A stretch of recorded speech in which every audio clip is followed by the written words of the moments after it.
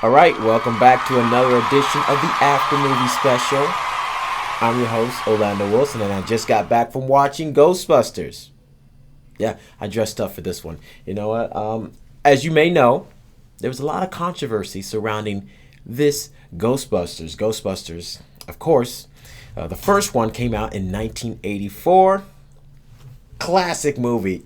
A lot of people love the movie. Classic movie, funny movie, funny comedians. And 5 years later, they made a sequel to that one. Not as well received, but a movie that is over 20 years old and has a lot of staying power. Franchise-wise, must be pretty good, right? Growing up, I actually watched the real Ghostbusters cartoon. Love that one, but I also watched the Ghostbusters, the Extreme Ghostbusters cartoon, and that one was really good. Probably the best rendition of the Ghostbusters theme song I've ever heard. In your neighborhood, who you gonna call? It's good. It's just good time. I like that. If you haven't checked it out, definitely check it out. Very good cartoons. Actually, holds up well today too as well.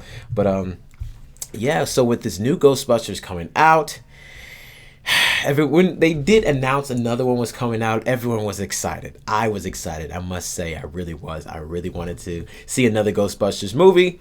Then they said that it'd be an all-female cast. A lot of people got angry about the all-female cast. I was very surprised. I can't say I was angry about it. A lot of people were surprised about it. I was surprised about it. A lot of people were angry about it too. But I was like, you know what? Let me hold out because I hope I had a cast in my head already. I had a cast, the perfect cast in general. The perfect cast would have been Tina Fey, sexy and smart. Tina Fey, Amy Poehler, because those two are just together. They just one and the same, right? They're gonna be in the same movie combo. Amy Schumer, she could have been in there. She's cute, right? She's funny. And Niecy Nash, she would have been perfect in this movie. But no, that's not what we got. That's not what we got at all. We got Melissa McCarthy. We got Leslie Jones. We got Kristen Wiig. I like Kristen Wiig. I'm a fan of hers. And we also have Kate McKinnon, which I don't know too much about her. She's on SNL, but I don't know too much about her. So when they announced the actual cast, I got very disappointed because I didn't like half of them already. Yeah, but what can I do about that, So I was like, I told myself I wasn't, and after the first trailer came out, negative reaction. I didn't like the first trailer either, and I was like, oh my goodness, I'm not gonna go see this movie. You know what? Nope, I refused. I went to go see it anyway, and so I'm gonna give you guys my opinion about this movie. So yeah, let me give you a quick synopsis, right quick. It's very easy, this one. So out of the blue, ghosts start popping up. There's a ghost sighting, and the person that owns the house where the ghost sighting happens, they seek out the experts in the paranormal field. So there's a book released. He found it on the internet. He goes to Kristen Wiig's character. She is trying to get tenure at her college, so she's very surprised that this book that she did not want to get released is out, and that this guy is approaching her about something that can ruin her career. So she goes to Melissa McCarthy's character, who actually put the book out. She's like, you know what? Could you take this book offline, because I'm trying to go up for tenure, and these people are asking me about ghosts, and you're gonna ruin my career. All right. That's when she runs into Kate McKinnon's character, who works with Melissa McCarthy's character as well. She's an engineer, but so they actually get caught up in the investigation of the first ghost sighting, and they see the ghost, and then they start getting into the investigation more. There's another ghost sighting. That's when Leslie Jones' character gets involved in the story. After that, they kind of form the team, and they go out and they start busting some ghosts, and they're trying to stop, of course, they're going to try to stop some apocalypse from taking over New York City. And that's basically where it goes from there. First of all, yeah, let's get right into it. Is it funny? Is this movie funny? Well, the first half is. I'm not going to lie. I was surprised. Because even though I didn't have high expectations for this movie, I didn't expect it to be as funny as it ended up being, at least for the first half. I did literally laugh out loud a couple times the first half of the movie. After they bust or catch their first ghost, everything goes downhill from there. When it comes to the characters, Melissa McCarthy, very stereotypical for her. I knew at some point she would get hit. She would fall down. She would roll into something. She would roll around, or she would get hit by a car, and that all that happens. But I expected that to happen. I expected Leslie Jones' character to be loud and obnoxious, and she was in the first half. But I kind of accepted that, and I accepted their characters because they weren't all bad the whole time. I like Kristen Wiig's character. She was funny to me.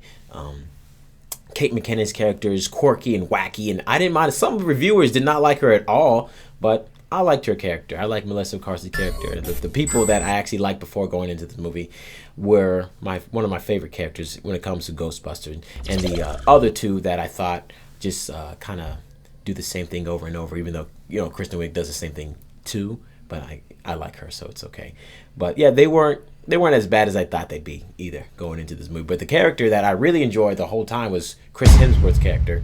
He plays a dumb secretary, yes, but he was funny the whole time. He literally was the only thing that made me laugh in the second half of the movie too. So yeah, but you know what? Like I said, after the first ghost gets caught, the movie goes downhill from there. And I think again, it's not only the story. There is no and the bad guy. I always have a problem with the bad guy in these movies too, because it feels like especially this one, no motivation whatsoever. This guy is a random person who has the know-how to engineer equipment that summons ghosts and spirits. How? Why? I'm not questioning the Ghostbusters and how they're able to make these nuclear grade weapons with little to no money. I'm not questioning that because they're scientists. They're smart in that world they're in. This other guy is the bad guy is a bellboy. What's his name? Ronan? His name is Ronan. He's a bellboy who just makes a lot of machines that can summon ghosts. And how? I don't get it. There's so many questions on the second half of this film. Then there's no threat. These ghosts in this movie, they don't pose any threat. They're not threatening anyone. There is no overarching bad guy that anyone can be afraid of. This guy is a creep. He's a creep. Little creepy, little scary, but not very threatening. He just needs some friends, all right? The media questions the Ghostbusters as well as the state government as well. They question the Ghostbusters if they're real or not. So the people that are actually being threatened don't even know if the ghosts are real. And they're not being terrorized or anything like that in the first two movies. And there's no threat. These ghosts aren't even threats. And even at the end of the movie, they don't follow their own logic. What do we do? Are you catching ghosts? Are you killing ghosts? I don't understand what happens at the second half of the movie, like I said. But overall, this movie is mediocre at best. There was some sappy parts at the end. I was like, oh my, are you serious? Parts that completely did not make sense in the final act. But the only thing funny in the final act, and like I said in the second half, was Chris Hemsworth's character, and he was just a dumb guy anyway. So overall, I mean, usually every movie I've done so far, I've recommended to you guys to go see. But you know what? If you don't like, if the Ghostbusters didn't really play a big role in your childhood, if you're the first, I want to go check out the Ghostbusters, but you haven't seen it, it's not that great. It's not that great. It could have been better, but I was surprised the first half was as funny as it was because I enjoyed the first half. Second half, not so much. So, you know what? You don't have to go see this one. I would not be mad if you skip this one. It's okay if you skip this one, all right? Because it's exactly what you expected in terms of the actors that are in it, or actresses that are in it, and it doesn't do too much to live up to the legacy, at least that the first Ghostbusters was able to establish. So you guys do not have to go see this one. If you liked the video, let me know what you think. Comment, rate, subscribe, share, do all that good stuff and everything and whatnot. And let me know what you guys think. Did you see it? Because I know you guys have questions. Let me know if you did see it. Let me know the questions you have about the story. Because I said, the story completely falls apart in the second half. There's so many questions about why and what's your motivation and how'd you do this. And I'm not gonna ruin it. But yeah, let me know in the comment section below what you guys thought about the movie if you did happen to go see it, all right? And thank you for watching. And remember, it's not a discussion anymore. It's just a review. I'll see you guys later.